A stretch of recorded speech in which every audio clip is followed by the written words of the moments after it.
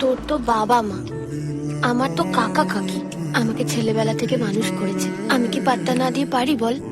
মেয়ে হয়ে জন্মানোটা তো আমাদের দোষ না। আমরা তো স্বগতিকার হাত বাড়িয়ে বলিনি ও গো আমাদের জন্ম দাও গো। আমাদের বাবা মায়ের ইচ্ছে হয়েছিল তাই আমরা জন্মেছি। ভগবানের ইচ্ছে হলো অনেক তো ছেলে বানালাম, এবার দুটো মেয়ে বানিয়ে পাঠাই, তাই আমাদের দুজনকে পাঠিয়েছে। শোন, এমন একটা দিন আসবে যেদিন আমাদের বাবা মা আমাদের জন্য গর্ব করবে।